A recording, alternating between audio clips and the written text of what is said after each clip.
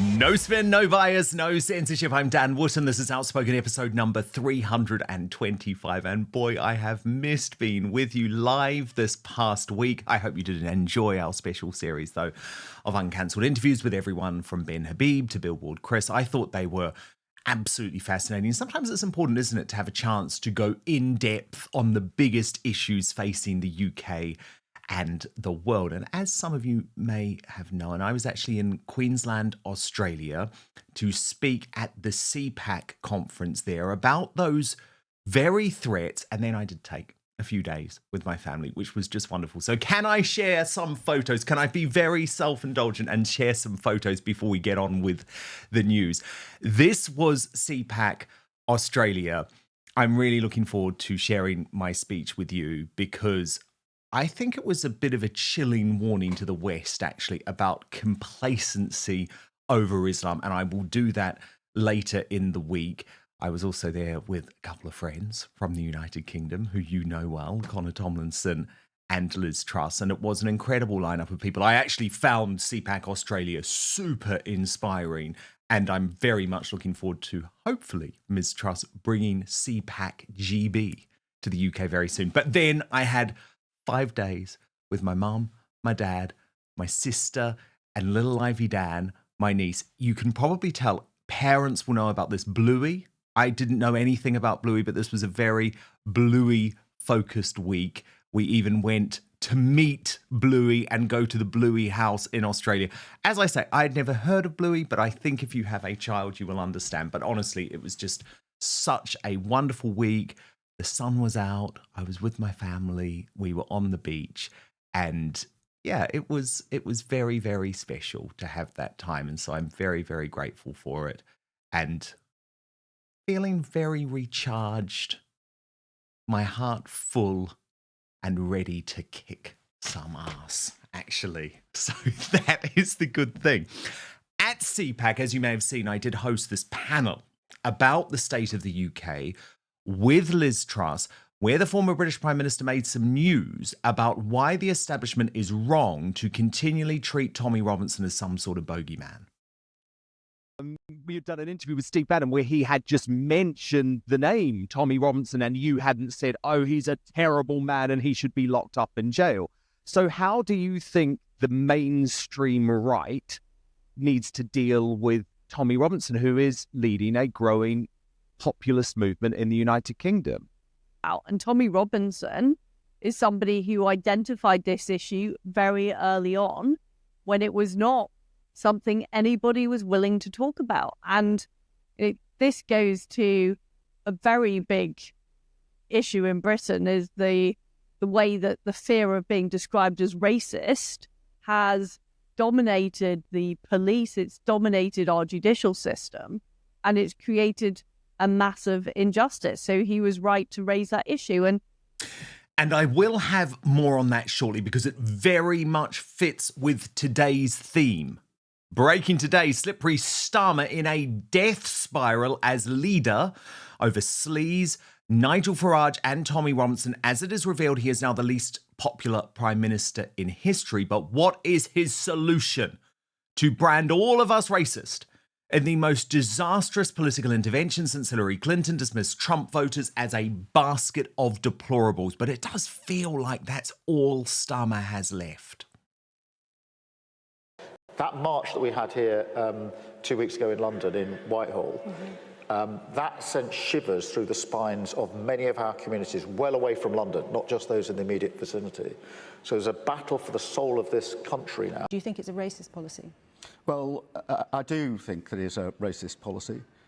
Meanwhile, in the past hour, the despicable Home Secretary Shabana Mahmood has launched a vicious attack on the Unite the Kingdom rally at Labour conference. We will show you what she said in my digest.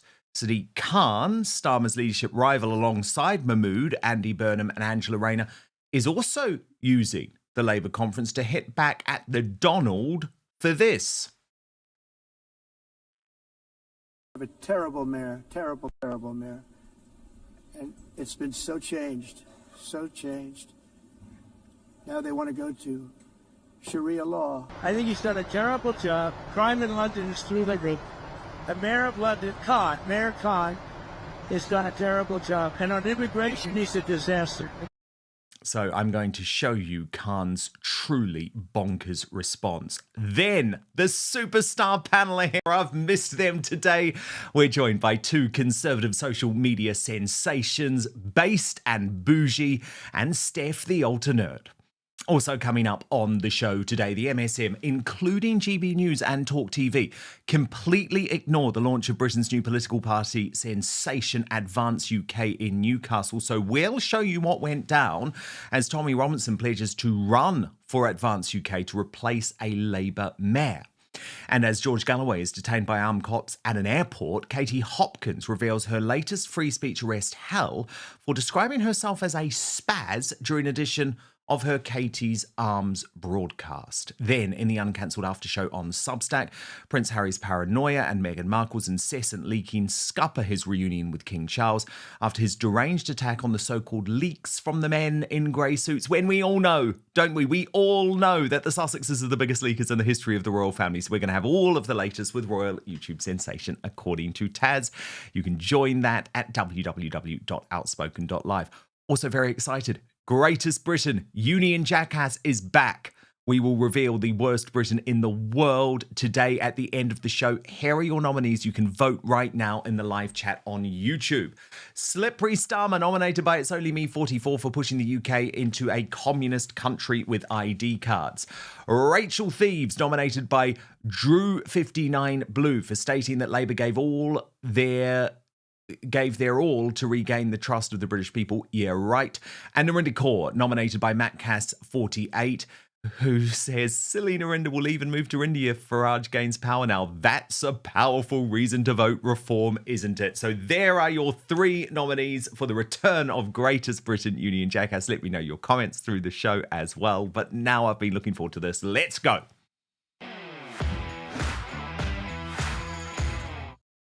It was Slippery Starmer's basket of deplorables moment when Hilary Clinton branded Donald Trump supporters racist in a leaked speech to donors during the 2016 campaign. The game was up in her bid to become president.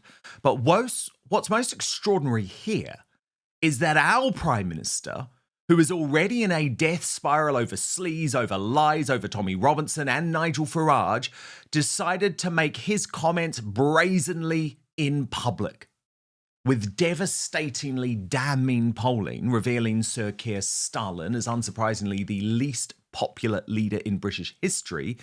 He has branded patriots who have finally had enough as racist.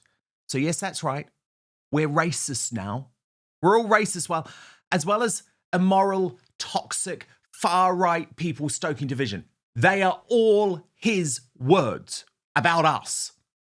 These are sick smears, of course, that will not stick, because the labelling of ordinary folk trying to save our failing country as racist can now be seen as the desperate stunt that it is. And remember Starmer's intervention? While smeared in lipstick, did you see this? Smeared in lipstick during a truly bizarre appearance versus Laura Kuenssberg on the British Bashing Corporation yesterday, was about Nigel Farage's very sound plan to stop migrants claiming benefits in this country and seeing those out of work after many years to rightly face deportation. And even though his own Home Secretary, Shabana Mahmood, announced Labour's own pathetic version of a crackdown on granting migrants indefinite leave to remain in the last hour. Proposing a series of new tests, such as being in work, making national insurance contributions, not taking a penny in benefits, learning English to a high standard, having no criminal record, and finally, that you have truly given back to your community, such as by volunteering your time to a local cause. Without meeting these conditions, I do not believe your ability to stay in this country should be automatic. Okay, so let's just get our heads around this. That's what Shabana Mahmood just announced in the past hour, yet here was Starmer describing a policy like that as racist yesterday. It's one thing to say we're going to remove illegal migrants, people who have no right to be here. I'm up for that.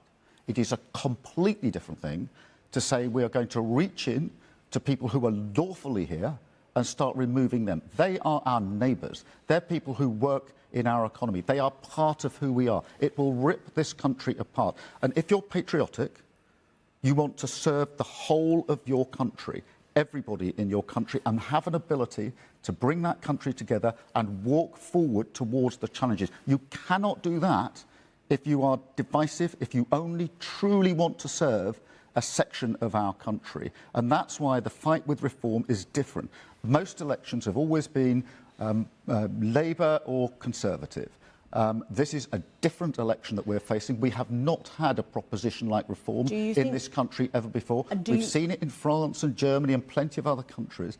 This is a different fight. It is a fight about who we are as a country. It goes to the soul of our future. It will be heard and the effects will be there for generations. And that's why I'm saying to my party, you know, it's all very well navel-gazing, but we've got a big argument to make here. We've got a big fight that we've got to be in, and we've got to win that fight. You said that proposal is immoral, to deport people who are already here if they don't pass more stringent rules. Do you think it's a racist policy?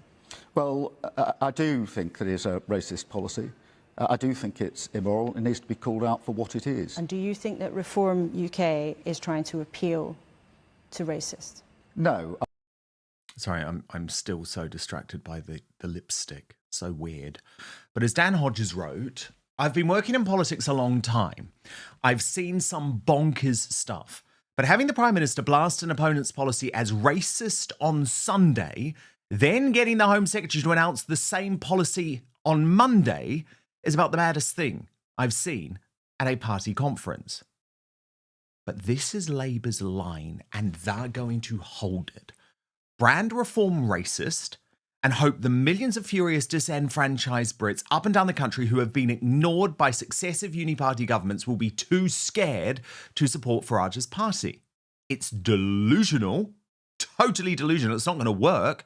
But the loyal Labour troops, including the morally bankrupt Rachel Thieves and Yvette Cooper, have been sent out to carry this corrupted party line. Because unlike the plastic patriots in Reform, we in Labour are proud to be British, proud of our values, and we know what our flag really means. Support a racist policy and not be racist?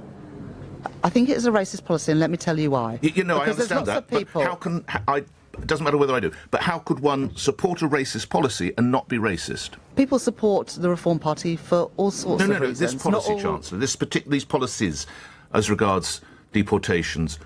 If you support a racist I cannot see if you support a racist policy how you're not racist yourself, no? Because people support the Reform Party for all sorts of different reasons, often not even knowing the detail of this the policies. But this policy is a racist policy, and you'll have lots of listeners I do.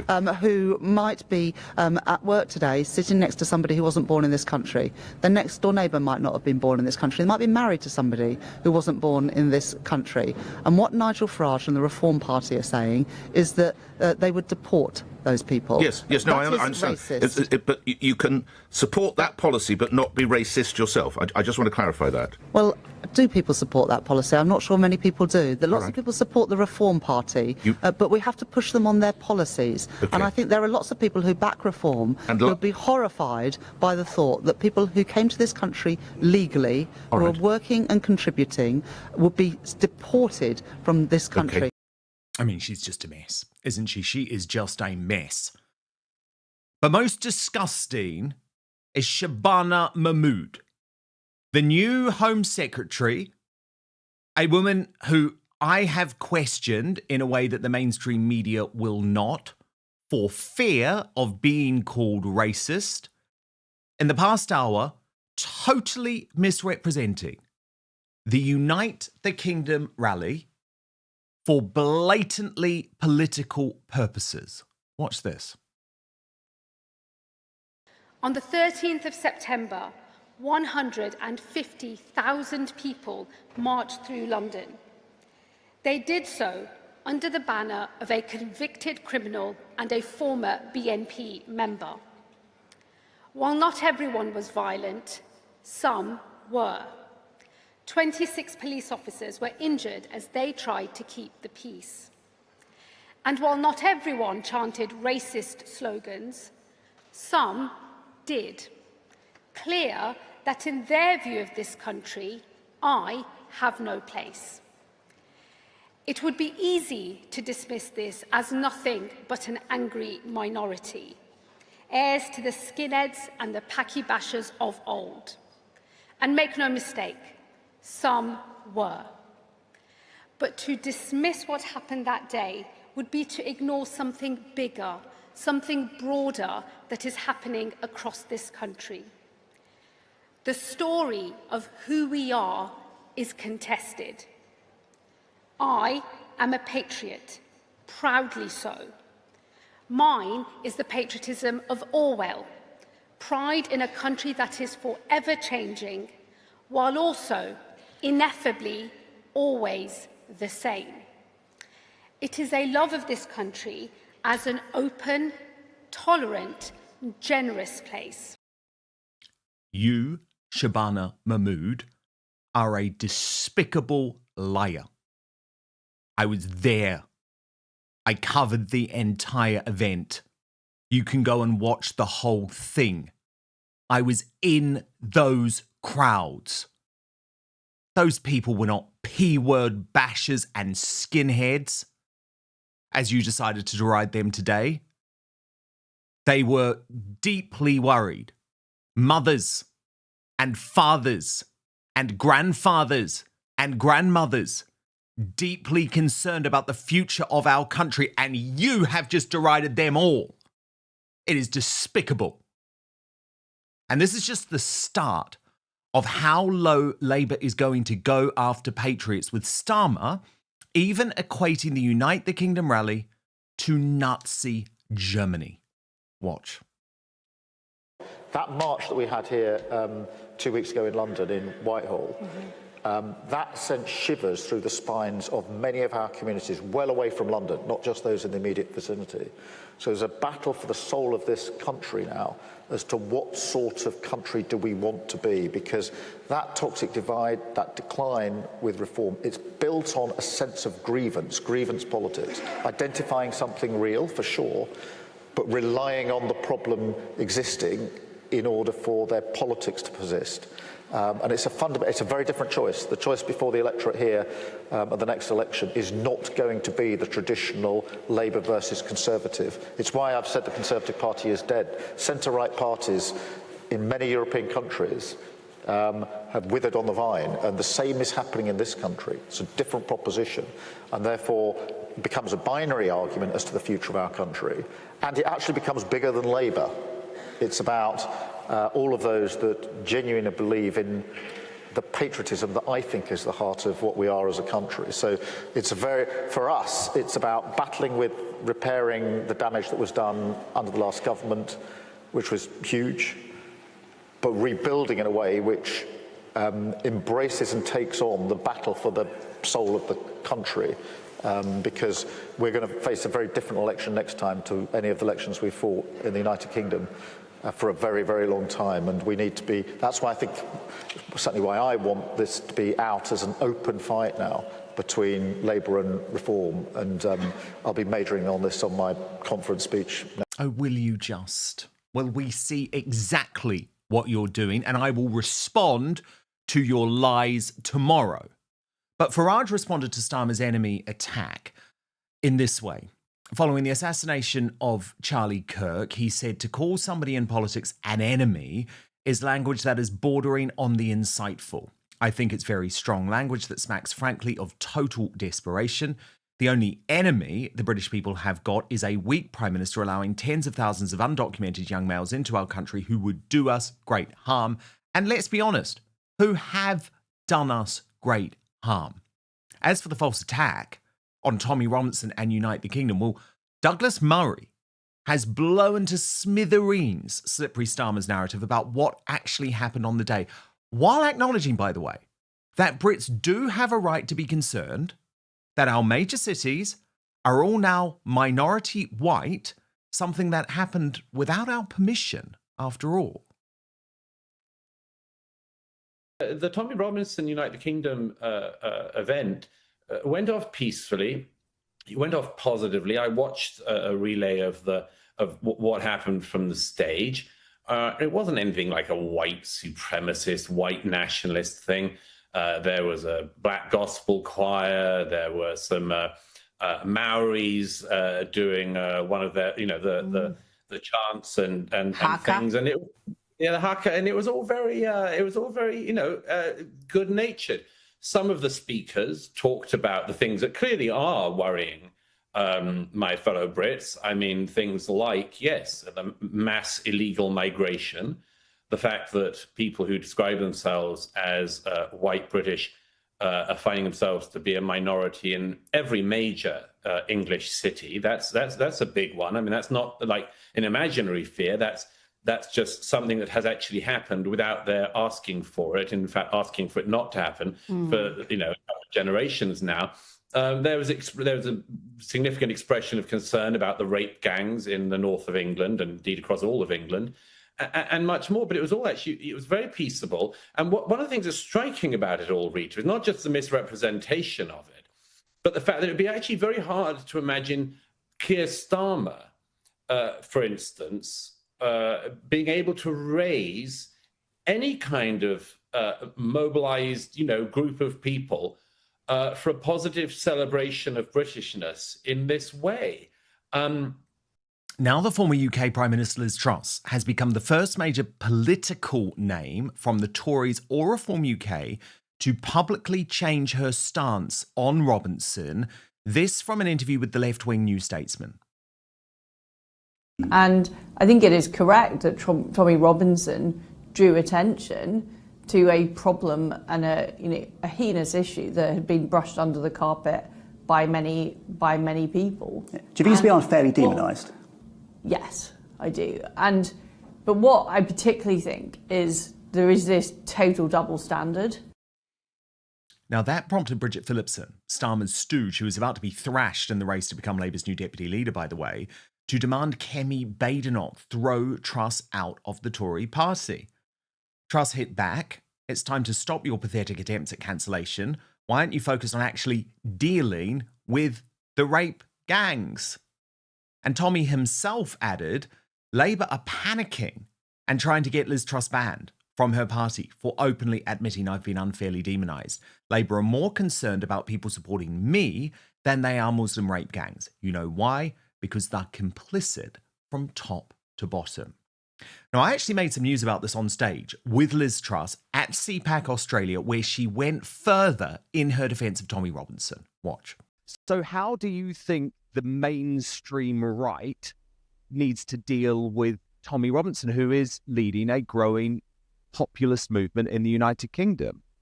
Well, the question I was asked on the Steve Bannon show was about the grooming gangs, the rape gangs, which have been the most heinous scandal in Britain for a generation. Tens of thousands of young girls being raped, tortured, in some cases murdered.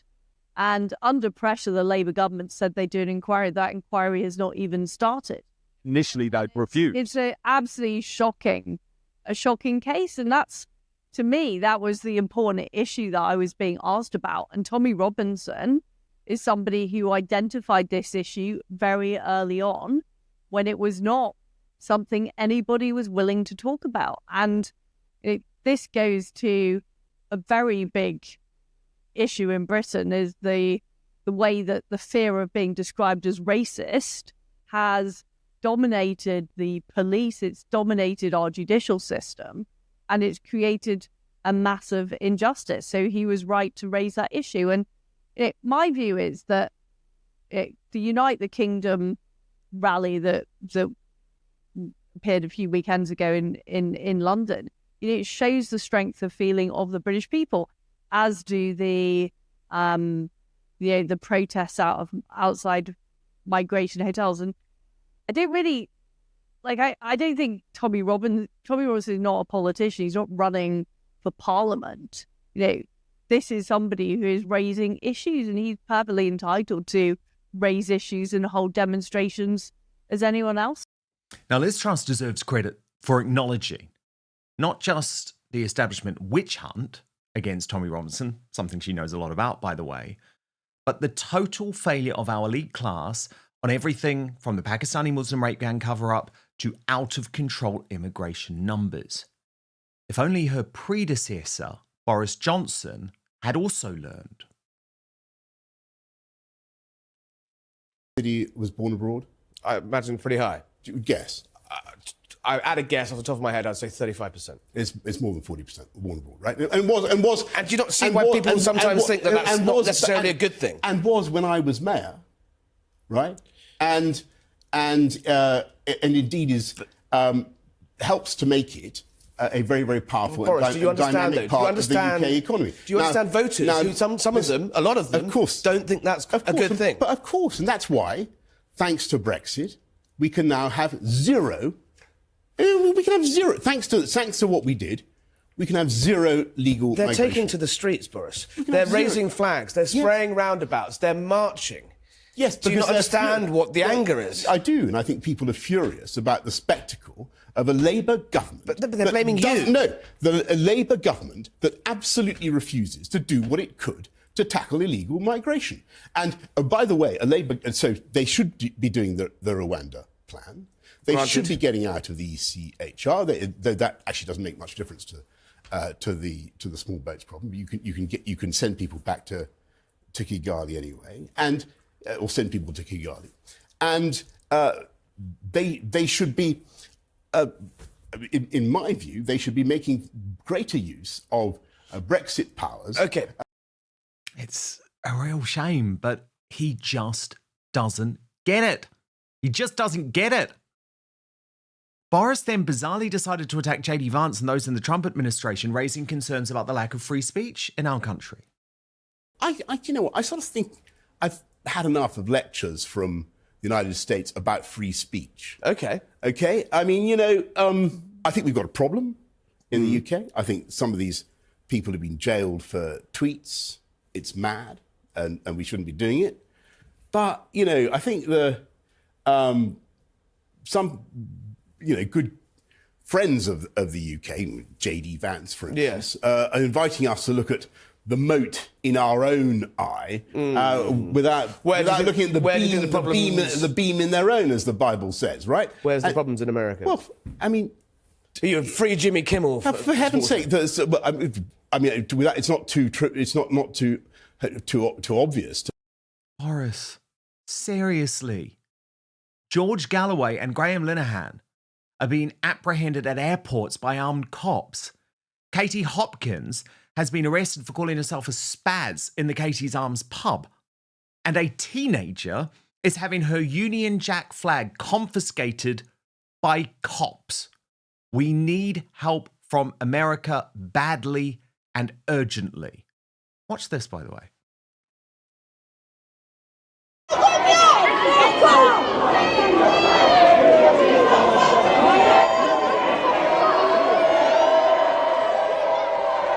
Whoa. Why would you do that? Because you're being a kid. Not getting it. Should I get a flag back? No. Why not? This is Louis, yeah? Yeah. 16 years old. Just had the flag that you've been carrying snatched out your hand by that police officer. It's shocking, isn't it?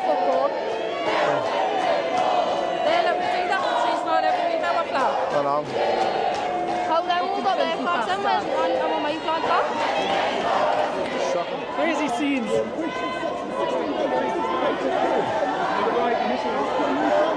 Crazy scenes is an understatement, but good on the Great British Pack, which says we've lodged a formal complaint against Police Liaison Officer 2662 after shocking footage shows him ripping the Union flag from a 16-year-old girl's hands at the Newcastle rally on Saturday. No citizen should ever be treated this way in Britain. Now, all of this before we get to the real scandal of the past week, and you know what that is. The UK's slide towards full-on authoritarianism with the inevitable launch of Tony Blair's pet project, Digital ID. That as the MSM ignored the growing questions of financial impropriety around Starmer, the think tank Labour Together, his key advisor Morgan McSweeney, and £700,000 of undeclared donations. As Ross Kempsell of Guido Fawkes put it, this guy is so brazen in his sleaze that he sits in front of the Labour Together banner amid the Morgan McSweeney Electoral Commission scandal. Unbelievable. He is gaslighting us on ethics and standards in public life, prompting Niall Gardner of the Heritage Foundation to make this bold but correct claim: the most corrupt government in British history. And they're all in this together, by the way, as this picture of Sly News political editor Beth Rigby on a cosy breakfast date with McSweeney proves.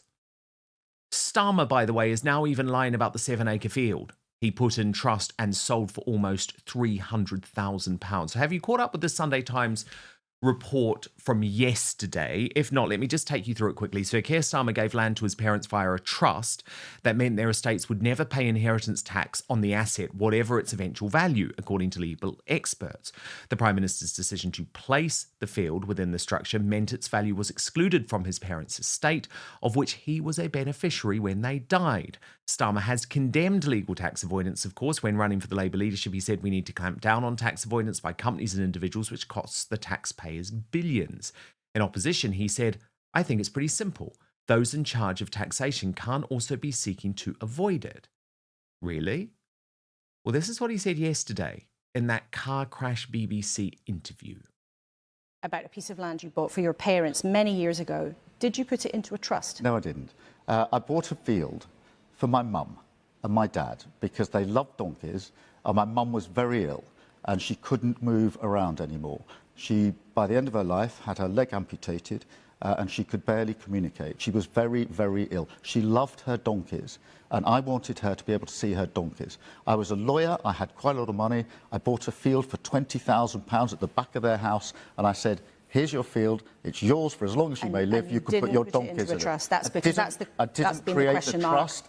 I simply bought a field, and I said to Mum and Dad, this is for you. Okay. It was, and also, by the way, Laura, it was £20,000. We're not looking at a vast estate with great tax. It's a lot of money to many people, and you sold it many years later It is a lot of money, but the idea of setting up some complicated trust for a £20,000 agricultural field, which then housed 4 donkeys for all the time my mum and dad. It was my mum. She was able. They had a little outhouse at the edge of the field, and she was able, in the end, to see the donkeys. And my dad built a little sort of porchway so he could wheel the wheelchair out so she could touch the donkeys. That's what it was for, and I gave it to them. I had enough money at the time because I was a lawyer.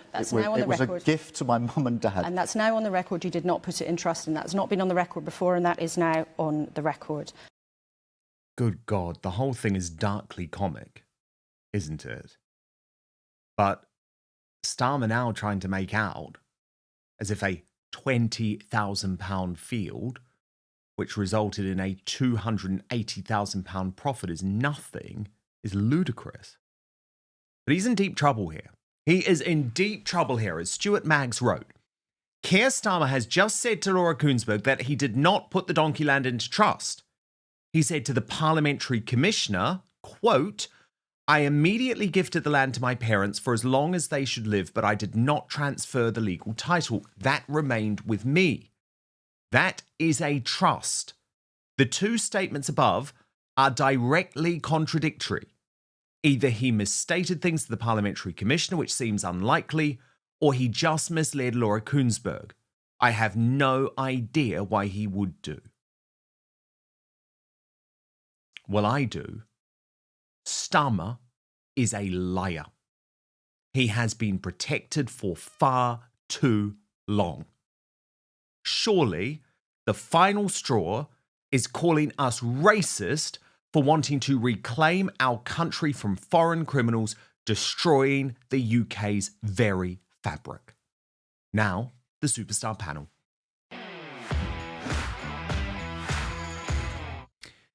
YouTube sensation Steph, the Alter Nerd, and Based and Bougie with me. Based and Bougie, we were there together at the Unite the Kingdom rally. We've got Shabana Mahmood, the Home Secretary today, suggesting that this was a racist event for P-word haters and skinheads? Can I first start off by saying, Steph, I absolutely love your microphone. I had to say that. Me too. Thanks. Second of all, I just want to say, first of all, let's just debunk everything that the loser party has stated. First and foremost, they stated that there was 150,000 people that were there. No, it wasn't 150,000. It was actually up to 3 million people. Now, you really mean to tell me that 3 million people took time out of their day to march over a skin pigmentation, knowing they have colleagues that are non-white, knowing they have neighbors that are non-white, knowing they have friends, even husbands and children that are non-white? 3 million people marched for skin pigmentation. Okay, that sounds very realistic. Let's also start with the fact that she mentioned the fact that there was 26 arrests at the UTK event. Why isn't no one talking about the fact that in Notting Hill Carnival there was 528 arrests? Why isn't the Labour Party talking about that? Do you know how many drugs are being moved throughout the Notting Hill Carnival Festival, but yet the Labour Party is completely mute? Now, they also said that the UTK event, they stated, or Reform and just this whole right-wing movement, they are aiming to kick out people out of this country who are non-white. Who ever said that? Who said that? I've never heard Nigel said that. I've never heard Tommy said that. I've never heard you say that. No one is trying to kick out people who are non-white. We are just trying to kick out people from the country who are illegal. If you are here illegally, that means you've committed a crime, meaning you need to go. Not only that, we are advocating for stricter policies on migration, meaning there's no reason to why you should be in a country and haven't worked for 20 years and don't know English. That is absurd. That doesn't happen in any other country. And last but not least, if you're going to sit here and call all the patriots, the 3 million, by the way, who came out to the protest as racist, am I a racist? Because I'm black and I had a hell of a good time when I was there. Okay, for you to say that this was a racist event, even though we had like Sikh people who actually helped reconstruct the whole stage. We had, I don't know what you call it, but the New Zealand, the Maori people performing the haka. Exactly. We had this lovely woman who was also black as a singer. Like, what are you trying to tell us? So can you please tell me, am I racist if I'm black? If I went there and I enjoyed the event? These people are absolutely out of touch. But Steph, this is a strategy, isn't it? This is now a clear strategy being adopted because we've seen Starmer label Reform UK as racist yesterday too. So this is no coincidence that all of this is happening. No, it's not. And it actually stems from a memo that was leaked, that was created back in around about 2004 by the then Home Secretary David Blunkett. And essentially it turns around and it says that anyone that opposes immigration and whatnot, the strategy now is to call them racist, to villainize them. And so what Keir Starmer's doing here is just a continuation of a very old Blairite policy, another Blairite policy, because the other one that he's continuing with at the moment, trying to force down our necks, is the digital ID situation. The problem with the current strategy that they're doing towards us, calling us racist, this, that, and the other, is they mean nothing. They're ad hominem attacks. They have no policies to counter Reform with to beat them. So what they're doing instead is they're resorting to calling us names to villainize us. Also, Shabana Mahmood, whatever the frick you want to call her, right? She's there on stage wanting to introduce immigration policies. Do you know what? They can introduce the policies all they want. Problem is, until we leave the ECHR, it'll just be overruled by their court each time we try and enforce our own immigration law. And I think she's very much aware of that as well, to be fair. So she's introducing these policies, but she knows in reality they would never be successful until we leave the ECHR. There was a massive political event at the weekend, but you probably know nothing about it. That's because the mainstream media, including, by the way, GB News and Talk TV, my two former employers, but shame on them for this, refused to cover the launch of Ben Habib's Advance UK.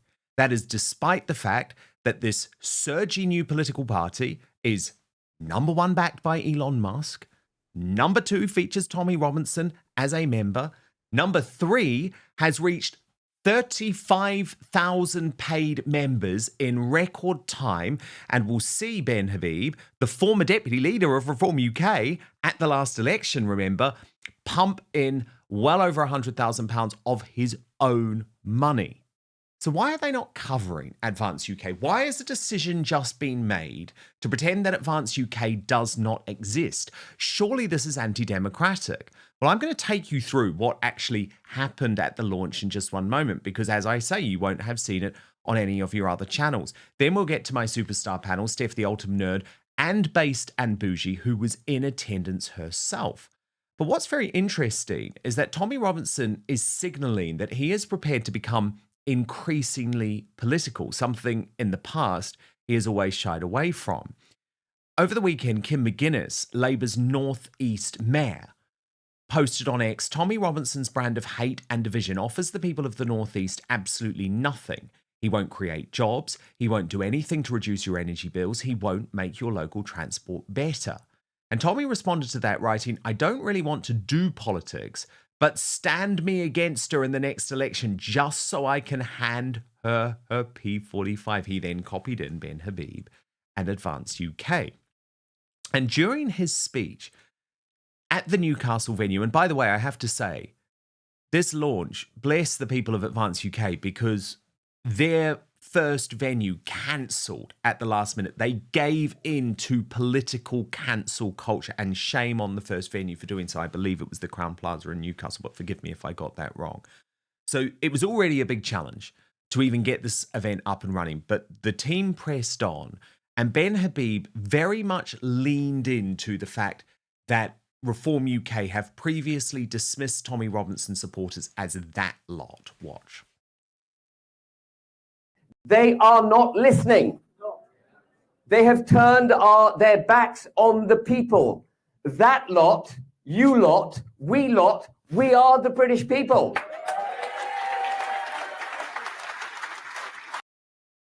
It may not have all the razzmatazz of the Birmingham NEC, and we don't have flares and we don't have loud music. But I tell you what we do have. We have you lot. And then Ben Habib made the point that Tommy Robinson is very much welcome in the party. We did it, folks. We did it.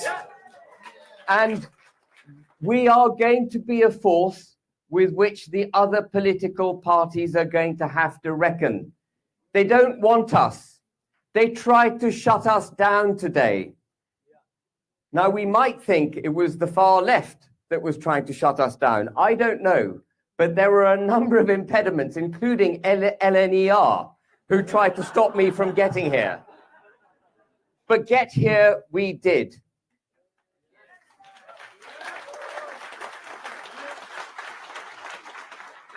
Now, when it comes to the membership,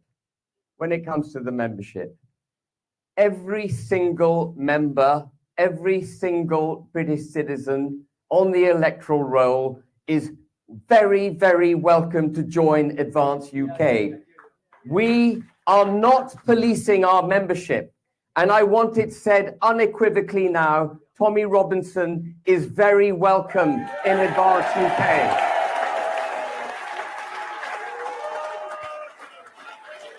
Now, you may have picked up there, Ben Habib is suggesting there's been some dirty tricks, not necessarily from the left, but rather potentially from his Reform UK rivals. For example, on the day Advance UK ended up registering with the Electoral Commission, it turned out another party of exactly the same name had also tried to register.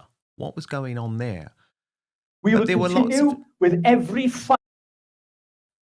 But let's just watch Richard Taylor.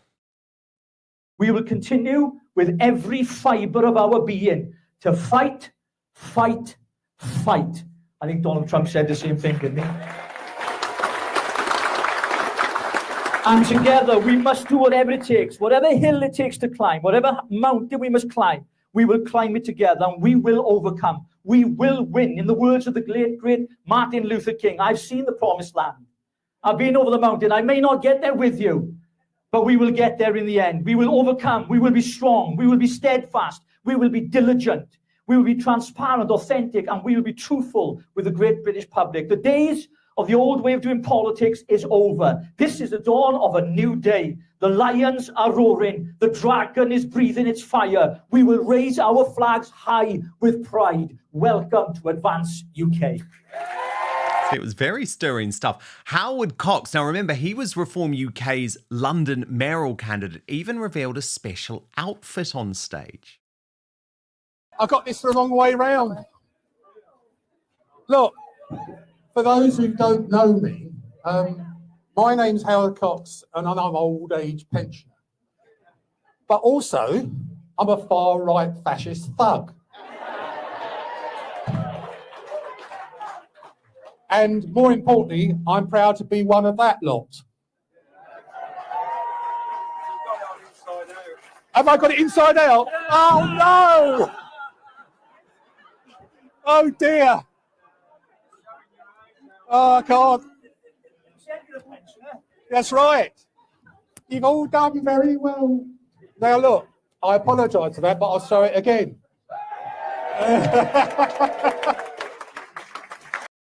And for those listening, not watching, Howard Cox then revealed that the back of his little waistcoat said, "Proud to be one of that lot." He also revealed on stage the reasons behind his departure from Reform UK. But I was told, under no uncertain circumstances, by Richard Tice and backed up by Nigel Farage, if I continued to back and support Tommy Robinson, I will be expelled from the party.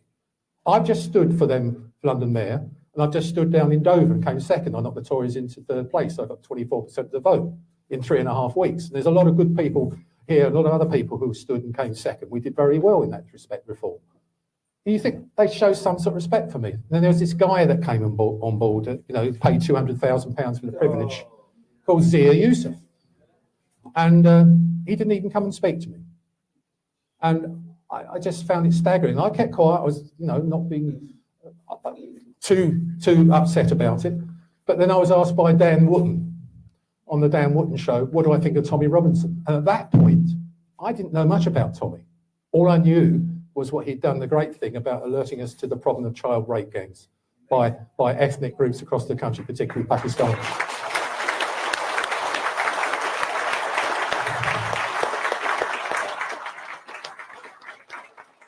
And on that point, I said, I've got to find out more about it. So I visited Tommy in prison. And I spent 2 hours with that man. And we talked about two-tier justice. We talked about, equality under the law, all these sorts of things that we're really up problems that he's been talking about for decades, that man. And I was inspired by him.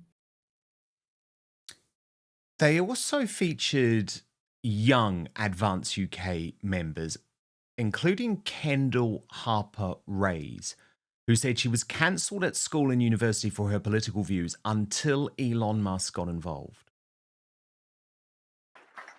At the time, no one listened. I tried to voice my opinions on social media, but they were immediately getting taken down. Without Elon Musk, the silent majority would not have a voice.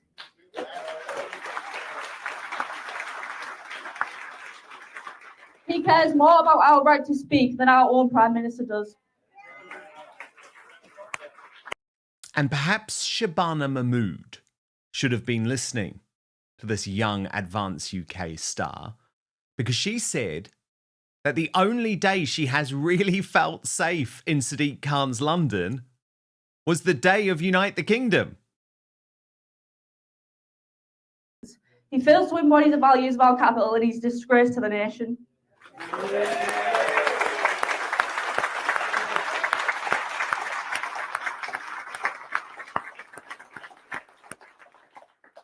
He does not represent us. But there was one day in London where my family and I felt safe. We weren't worried about a single thing. This day was on September the 13th.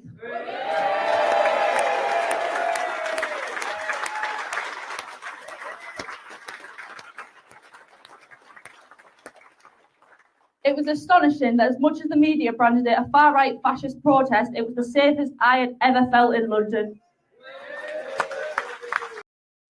So it was quite an extraordinary launch, absolutely very grassroots focused. And let me bring in my superstar panel now, Steph, the Alter Nerd, and Based and Bougie, who was there covering the event. And Based and Bougie, I obviously would have been there if I hadn't been away traveling. But I find it utterly astonishing that it was left to the likes of you and Liam Tufts to do journalism from that event, because the mainstream media, including Talk TV and GB News, entirely ignored the Advance UK launch. Just entirely ignored it, pretended it didn't even happen. There has been no mainstream media coverage whatsoever Based in Bougie. I mean, it's obvious the reason to why they haven't covered it, and that's because the mainstream media has a hatred towards Tommy Robinson. Like Howard Cox said, anyone who supports Tommy Robinson does not get the mainstream media support, which is absolutely unfortunate because, again, what is Tommy guilty of? He's guilty of exposing, rape gangs that happen in the UK. Is absolutely ridiculous. The second reason why I didn't want to cover it is because of the success of it. The fact that almost 300,000 people, they already have 300,000 members or 350,000 members, just goes to show that there is a growing concern within the public, and the public are getting tired and they don't want the public to be aware of this.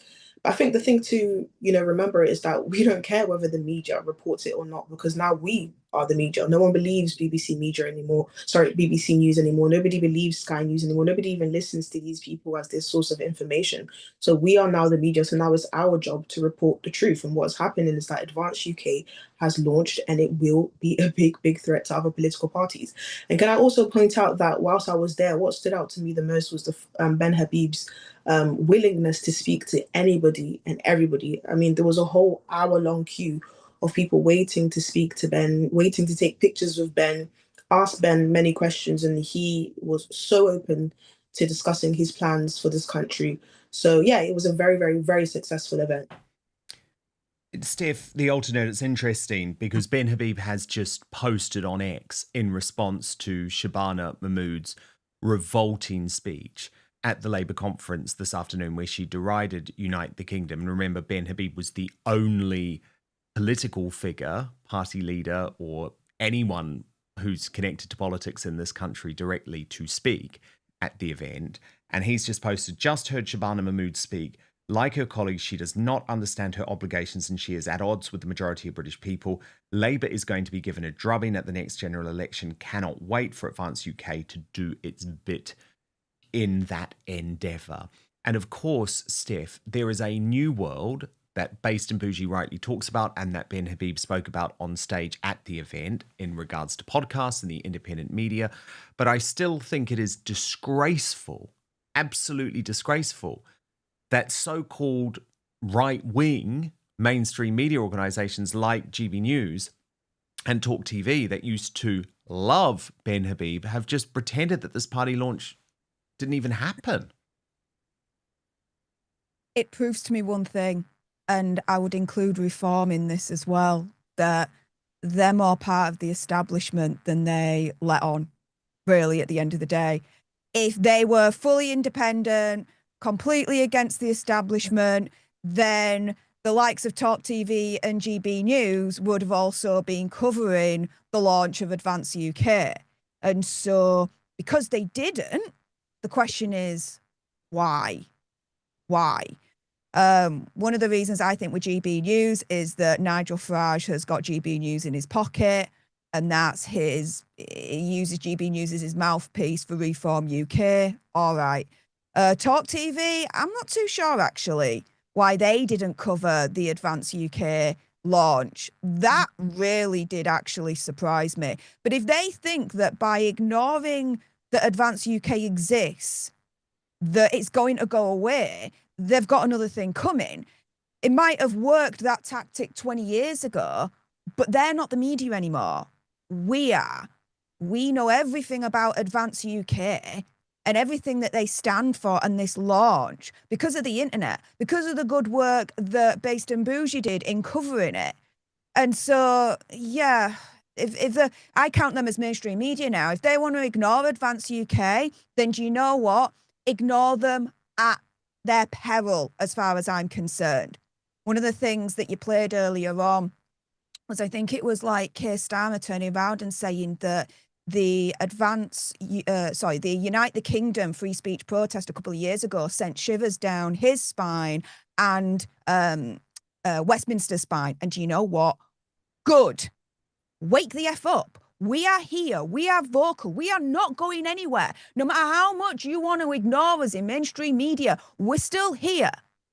Until we save our country from the likes of you and your Labour dictatorship, we're not going anywhere, whether you like it or not. Breaking today, can you believe this? Sadiq Khan has confirmed he will seek a 4th term as Mayor of London. Now, this is news that sends a shiver down the spine of anyone who believes in London as the world's greatest city. That's certainly where I used to be, but not anymore. What was so fascinating is that Khan celebrated this announcement with Dawn Butler at her Jamaican-inspired event at the Labour Party conference. The union of these two is particularly fascinating, as Butler had previously been suggesting she would run if Khan didn't. Of course, he used the opportunity to hit back at Donald Trump. This diverse room, Donald Trump's worst nightmare!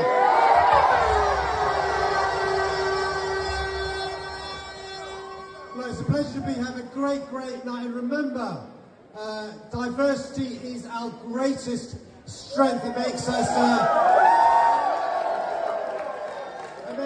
stronger, not weaker. It makes us richer, not poorer. And it also makes us more fun. Please raise the roof so they hear from the White House for Dawn Butler! Can you believe how out of touch that cretin is? The fact that he is still going around pulling out those awful slogans like diversity is our greatest strength, when it's now impossible to go out on the streets of the city that he has destroyed with your mobile phone out without being mugged. My God. But that confidence, of course, comes from the fact that he knows that the Muslim vote virtually guarantees that he will be re-elected. Hopefully not, by the way, because I'm going to talk about Ant Middleton in just one moment.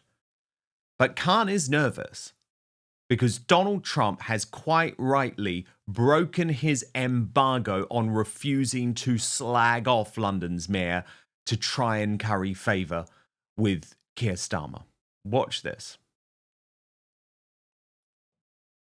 What do you think about the fact that you attend an event in England, a state visit, spectacular, and yet the Mayor of London can't be there? No, I don't want him there. I asked that he not be there. I don't want them. I think the Mayor of London, Khan, is among the worst mayors in the world. And we have some bad ones. If you look at Chicago, but I think he's the equivalent of the Mayor of Chicago. I think he's done a terrible job. Crime in London is through the roof. The Mayor of London, Mayor Khan, has done a terrible job. And on immigration, he's a disaster. No, I asked that he not be there. He wanted to be there, as I understand. I didn't want him. I've not liked him for a long time. I just think, I have a certain pride in London and UK. My mother was born in Scotland, as you know. And when I see Mayor Khan do a bad job, the stabbings and the dirt and the filth, it's not the same. No, I didn't want him there. And I have to say, I look at London where you have a terrible mayor, terrible mayor, and it's been so changed. Now they want to go to Sharia law, but you're in a different country. You can't do that. Both the immigration and their suicidal energy ideas will be the death of Western Europe if something is not done immediately. This cannot be sustained. And perhaps the biggest hope of change comes in the form of Ant Middleton, who has revealed publicly that he will stand as an independent versus Sadiq Khan, and he ain't holding back. But accountability policies.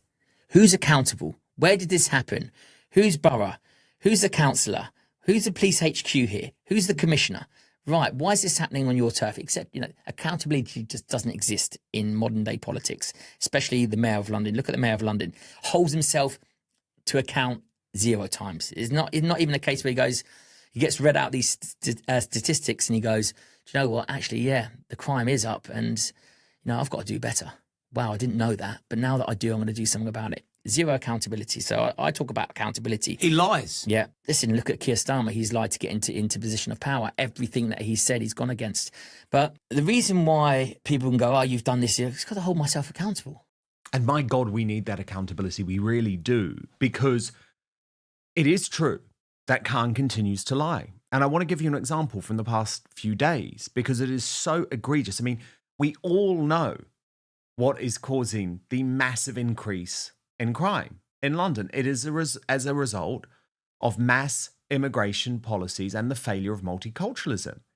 Yet Sadiq Khan wants you to believe that the recent violent attacks are all down to racism. And this was clearly in regards to Unite the Kingdom. He posted, from the TfL workers being punched and racially abused to women who were chased down the street, I'm deeply concerned about the alarming rise of racist attacks in our capital city. We are also seeing appalling incidents elsewhere in the country, some of which have included abhorrent violence towards children. These incidents illustrate the dangers of allowing racism to be normalised and mainstream. Real lives and personal safety are under threat. I will continue to speak out against racial inequalities and injustices, as well as providing support to organisations working to support our communities and bring people together. London is a successful, liberal and multicultural city, the greatest in the world. It will always be for everyone, and I promise you that will never change. To my superstar panel, Steph the Alter Nerd and Base the Bougie. Base the Bougie, I mean, seriously, he doesn't give a damn when people regularly walk out onto the streets of London, by the way, white, black, brown, and are attacked or mugged for their possessions.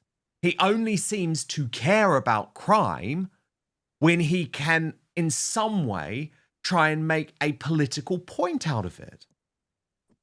Honestly, Sadiq Khan, he's such a grifter. Like, it even hurts to watch, for him to be standing on a stage. Like, tell me you want the black vote without telling me you want the black vote. That's literally what he was doing. All he needed was just to wear some dreadlocks and a Rastafarian hat just to try to fit in. Like, that's absolutely ridiculous. And then the funny thing about this video right here is that if you look at Jamaican culture and you put it right next to Muslim, Pakistani Sharia law culture, they're the complete juxtaposition. Mm-hmm. If Jamaicans try to live in Pakistan for just one day, most of them would not be able to tolerate it. So the fact that he's trying so hard to fit in and make it seem like, yeah, I'm an advocate for Jamaican culture. No, you're not. Okay. And last but not least, for him to sit here and say that he's Donald Trump's worst nightmare, who is he? Who is Sadiq Khan? Donald Trump would literally make him cry. Donald Trump would crush him. I think he's just getting too big for his shoes. And I just think that Sadiq Khan, he's delusional. He's, in denial. And like Aunt Middleton said, he hates accountability, and he just needs to go. He just needs to go. Yeah, I mean, Steph, a 4th term of Sadiq Khan would be absolutely devastating. Yeah. No, I don't want to be living in a universe, a reality where Sadiq Khan somehow gets a 4th term as being Mayor of London. Like, no. Anyone who's listening, please consider, at the very least, voting somewhere else. Aunt Middleton, I would say, is definitely a great prospect for the Mayor of London. The thing is, with Sadiq Khan, he's essentially turning around and saying 2 + 2 = 5. Trust me, bro. London is safer than ever. Trust me, bro. Crime is down. Trust me, bro. We're diverse. Trust me, bro. Yeah, you're diverse until you get to the point where you want to exclude nearly 3 million people that descended into London 2 weeks ago, including myself, to turn around and say, enough is enough, things have to change. he's a walking freaking contradiction, and I'm really surprised he's lasted even this long as Mayor of London.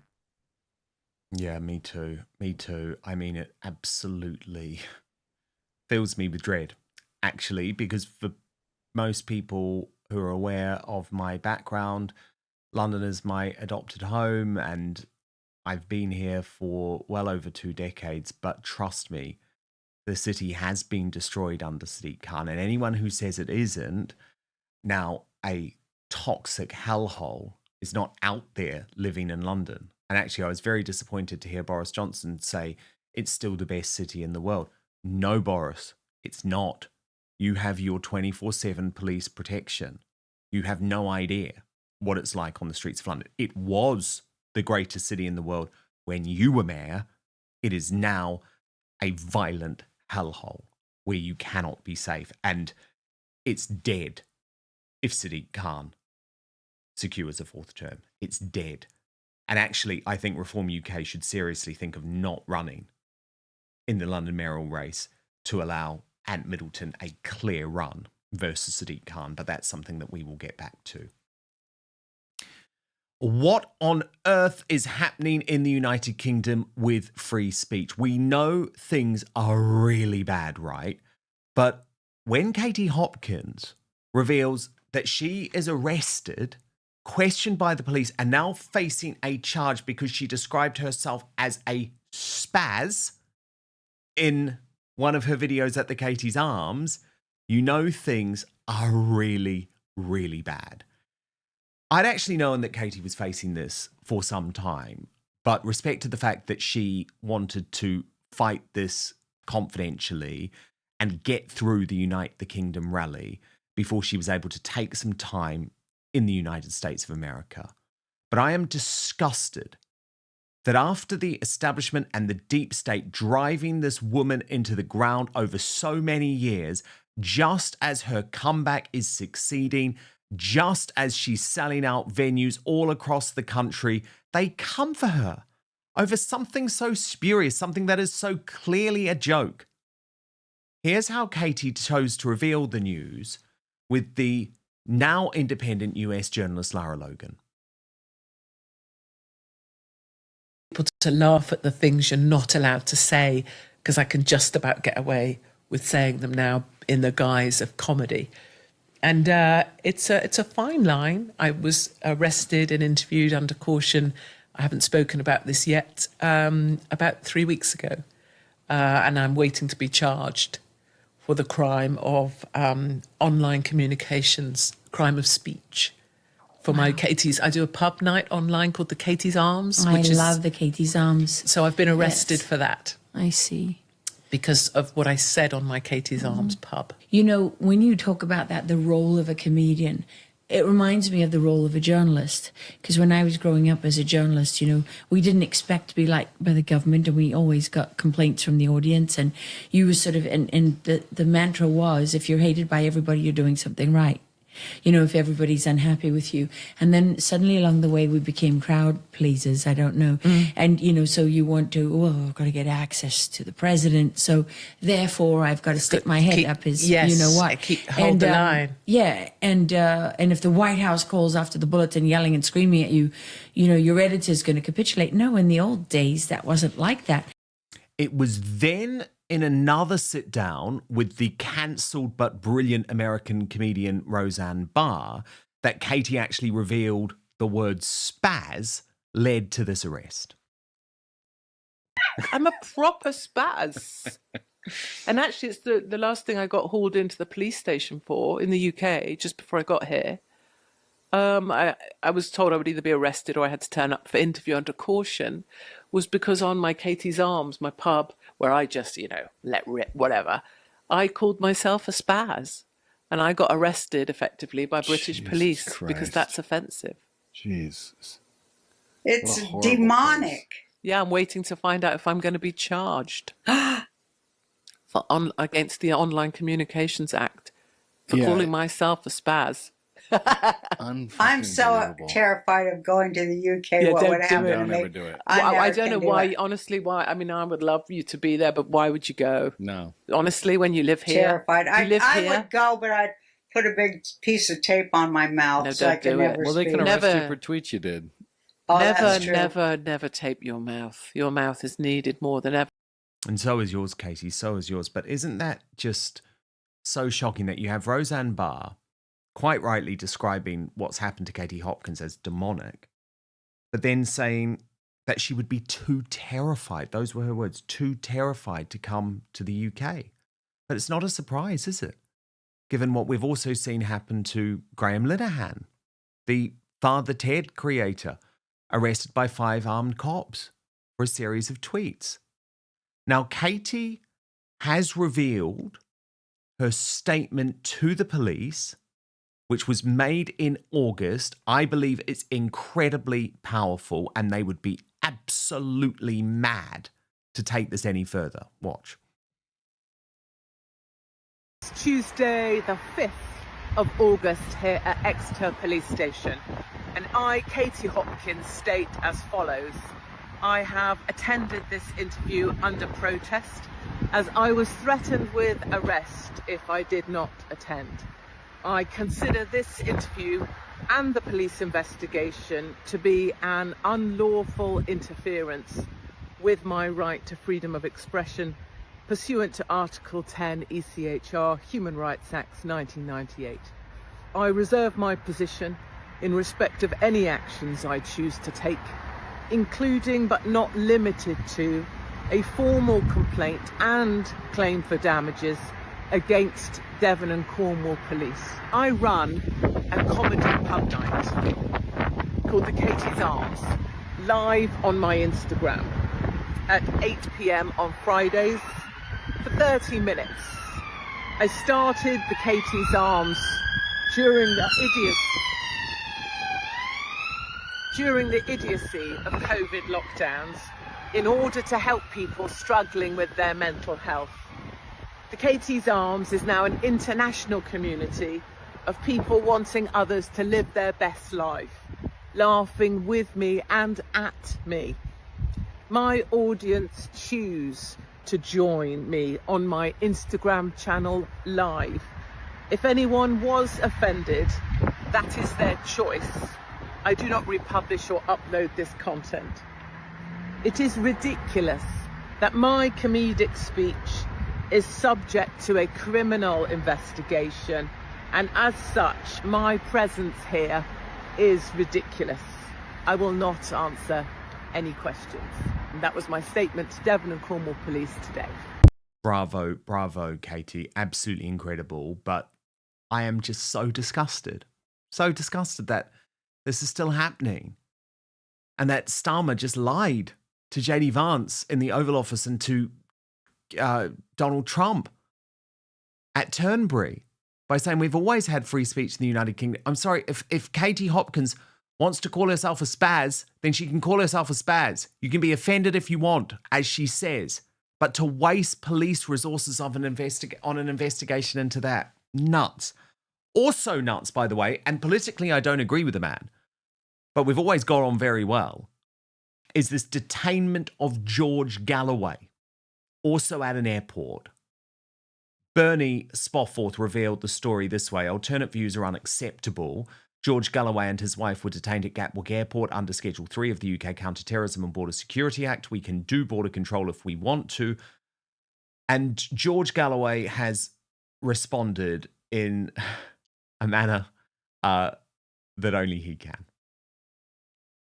Will never succumb to the death of freedom and liberty in my native land. To hear the words spoken by an armed policeman, his jacket off so you can gaze at his sidearm, that you are not under arrest, but you are not free to leave. To hear the words spoken, you do not have the right to remain silent. To hear the words spoken, that if you do not comply and cooperate and answer any and all of my questions, you will be automatically committing an offence under the Act. That's when I really knew that liberty in England, in Britain, in this once proud democratic country, a country that for many centuries boasted of the Magna Carta, many centuries boasted of its reasonableness, of its moderate nature, and castigated all others around the globe for falling short of our standards. That's when I knew that we as a country are in serious trouble. I mean, we are. We are in serious trouble. To my superstar panel, Based and Bougie and Steph, the altar nerd. Steph, look, the fact that Katie Hopkins has been arrested for describing herself as a spaz, she is a comedian, is just insane. The fact that George Galloway is the latest high-profile person to find himself detained at an airport for his speech is insane. But it feels like as long as Keir Starmer continues to gaslight the American administration, people are not taking this seriously enough. I disagree with you, Dan, on one thing. Yes, Keir Starmer is trying to gaslight us by turning around to, you know, the American administration and saying, no, we still have free speech. We still have free speech. Donald Trump knows what the score is over here. So does JD Vance. They see right through his lies. I'm sure of it.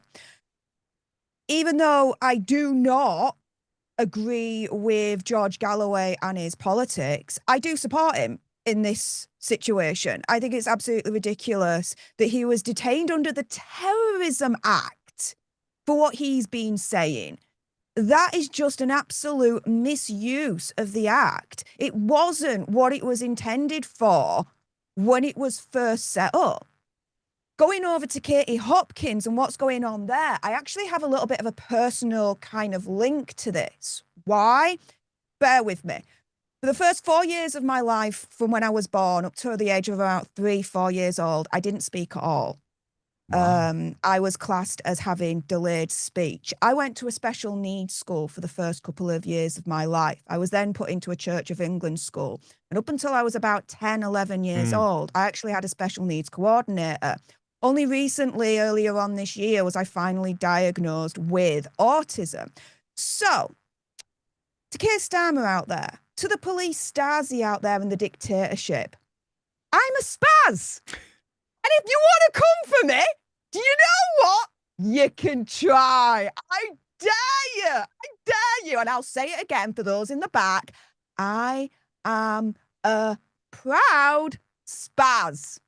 Well, God, you should be proud because, Steph, my God, I didn't know that. The fact that now you make your career out of your speech is just extraordinary. But I think sometimes, yeah, we have to be able to laugh at ourselves, right? And use that language. But Based and Bougie, even if, you know, Katie was calling someone else a spaz, surely she shouldn't be arrested for that. I mean, I think about police prioritization and the fact that in these particular areas, Based and Bougie, about 95% of burglaries go unsolved.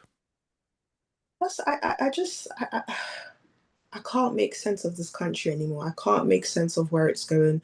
I can't make sense of how crime rates are through the roof in this country. You can't even walk out of the house with your phone in your hand before someone steals it. But yet our police and our establishment wants to sit online and worry about tweets and posts and comedy shows. It's absolutely disgusting.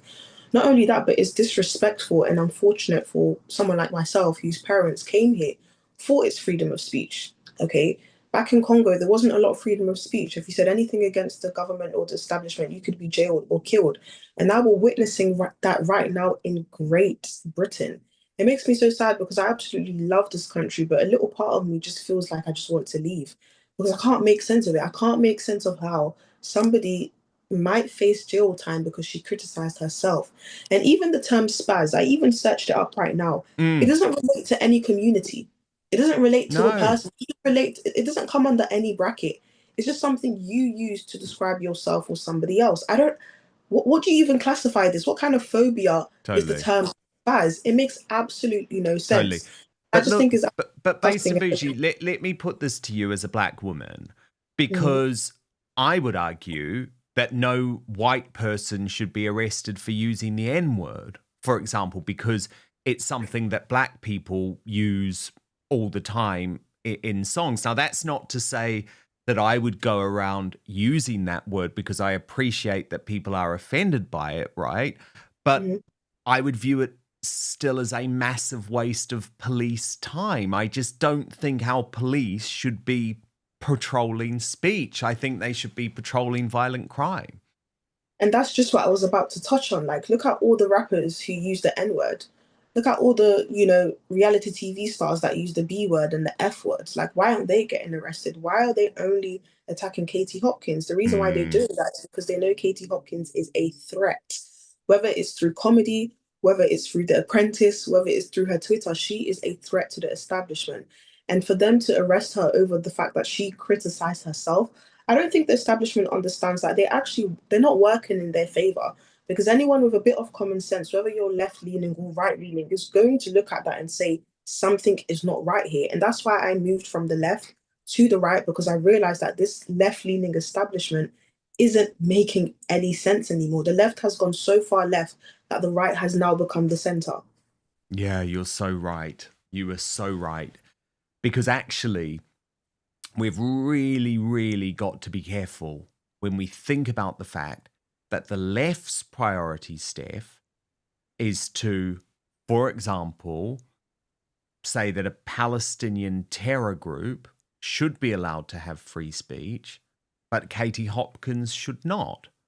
This is the problem. On the left, there's absolutely no sense of proportion when it comes to people on the right, but they absolutely do believe that their extremists need to have free speech. I mean, the other example, of course, are the artists Kneecap and Bob Vylan.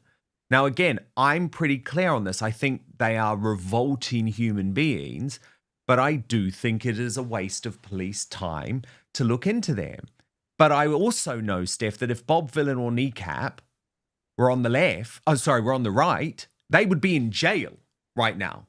Seriously, like they would not just be being investigated, they would be in jail. Yeah, they would.